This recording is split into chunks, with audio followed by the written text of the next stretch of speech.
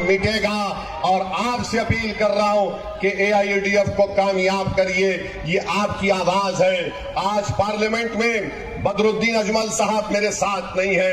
Parliament में वक्फ का काला कानून मोदी की सरकार ने बना दिया। हमारी वक्फ की मस्जिदों को, दरगाहों को, खानखाहों को छीनने की कोशिशें की जा रही है। मैं आपको कैसे बताऊं, उस वक्त पार्लियामेंट में जब वक्फ का कानून बनाया जा रहा था तो मेरी आंखें तरस रही थी कि काश मेरे साथ बदरुद्दीन भाई होते, अख्तरुल ईमान होते, इम्तियाज जलील होते, हम उस काले कानून को रोक देते। बताओ आजाद क्या हो रहा है।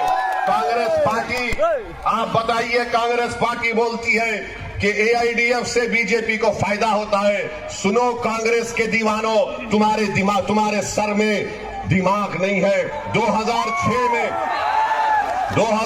में अजमल साहब ने इलेक्शन लड़ा, जब कांग्रेस कैसे जीती। 2011 में कांग्रेस के खिलाफ अजमल साहब इलेक्शन लड़ा, कांग्रेस जीती। 2016 में हेमंत बिस्वा शर्मा कांग्रेस से बीजेपी में चला गया, बीजेपी की सरकार आई। तुम्हारे 50 एमएलए हेमंत बिस्वा शर्मा के साथ चले गए। 2021 में तुम इतनी बेशर्मी से बात करते हो कांग्रेस वालों, तुमने बदरुद्दीन अजमल साहब का गिरबान, उनका हाथ थामा, और फिर आज तुम कहते हो कि एआईयूडीएफ से बीजेपी को फायदा होगा। बीजेपी को, हेमंतों को फायदा पहुंचाने वाले का नाम कांग्रेस पार्टी है, बदरुद्दीन अजमल नहीं है।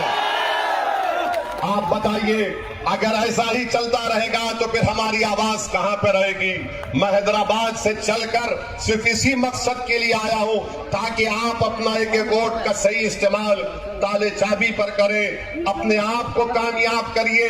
पार्लियामेंट के इलेक्शन में आपने फैसला लिया, मैं आपको बताना चाह रहा हूं, मुझे माफ कर दो आप। अगर कोई माँ अपने बेटे से नाराज हो जाती है तो क्या वो माँ अपने बेटे को दूर कर देती है या अपने सीने से लगा लेती है? अगर कोई बाप अपने बेटे से नाराज हो जाता है तो क्या वो बाप 2 दिन के बाद अपने बेटे को बुलाकर कान पकड़कर अपने सीने से नहीं लगाता? क्या अगर 2 भाई में झगड़ा हो गया तो क्या 2 बड़े मिलकर 2 भाई को नहीं मिला सकते? मेरे भाई, आप यकीनन वोट डालिए, आपका अख्तियार है, मगर याद रखिए पूरा भारत आपकी तरफ देख रहा है। हैदराबाद का मुसलमान, महाराष्ट्र, गुजरात, मध्य प्रदेश के आपकी मां और बहनें देख रही है कि क्या आसाम के मुस्लिम अकलियत अपनी पार्टी को कामयाब करेगा, अपनी आवाज को मजबूत करेगा, या फिर अपने वोट से उस पार्टी को खत्म कर देगा। आप याद रखिए, आप अपने वोट से अपनी आवाज को, अपनी ताकत को जिंदा रख सकते हैं। ये इलेक्शन बदरुद्दीन अजमल का नहीं है, ये इलेक्शन हमारे बच्चों के मुस्तकबिल का है। आप अपना वोट जब डालने जाएंगे, जब वोट डालने जाएंगे, बता दो दुनिया को, जिन्होंने हमारे घरों को उजाड़ा, हम वोट के जरिए ताला चाबी पर वोट डालेंगे। और आखिर में, क्योंकि हमको और 5-4 जगह पे जाना है, मैं आपसे अपील कर रहा हूं कि आप 9 तारीख के दिन ताला चाबी को वोट डालेंगे।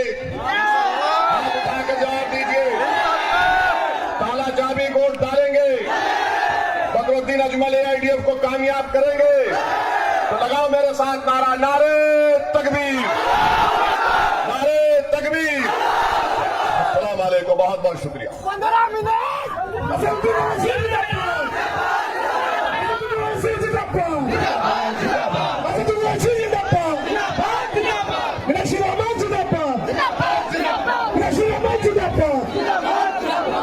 Jinnah